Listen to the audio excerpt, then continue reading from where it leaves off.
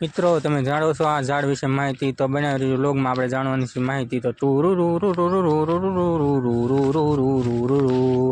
તો મિત્રો ફાઇનલી પોગવામાં છે તો મિત્રો જોઈ લો અમે અહીંયા પોગી ગયા છે તો બધાને જય મેળીમાં અને જય મોગલમાં તમે કેમ છો આશા રાખું છું ખુશ જ હશે તો આ ઝાડવા વિશે આપણે માહિતી મેળવવાની છે બનાવી રહ્યું લોગમાં અને ચેનલમાં ન હોય તો સબસ્ક્રાઈબ કરી ઓલ બેલ કે દબાવજો તેથી મારા વિડીયો મળે તો મિત્રો આ ઝાડવાનું નામ કરેન છે તમે જોઈ લો ધ્યાનથી જુઓ અતિ સુંદર અને મધ્યમ કદનું ઝાડ હોય છે મિત્રો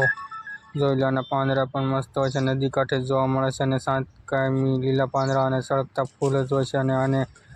ફૂલ ગુલાબી અને સફેદ પણ હોય છે અને સુશોભિત તરીકે રસ્તા અને નહેર અને લાઈન ઉપર ઉછેરવામાં આવે છે આ વૃક્ષોનો જ્યારે ફૂલ આવે ત્યારે વૃક્ષ અતિ સુંદર લાગે છે મિત્રો અને આ મસ્તીના છે અને આના બીજ નાના નાના હોય છે જે આગળ તમે ફોટોમાં જોયું છે અને તે પણ ખૂબ જ ઉપયોગી છે મિત્રો તો આની જે ડાળી રહે ને એ દાંતણ તરીકે પણ ઉપયોગી છે મિત્રો અને આને ખૂબ જ ઉપયોગી છે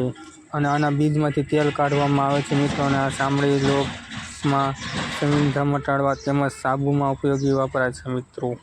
આને છાલ જે લોહી ચટકતા મસામાં પાન વાટીને લેપ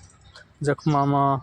પછી મૂળ રસ સોજામાં સાંધા સાફ કરવામાં વપરાય છે મિત્રો તો આના ખૂબ જ ઉપયોગી છે અને આ જો મિત્રો 6 થી 7 ફૂટનો અત્યારે આ છોડ છે અને ઘેરાદાર છે પણ આ ખૂબ જ મોટો છોડ પણ થાય છે મિત્રો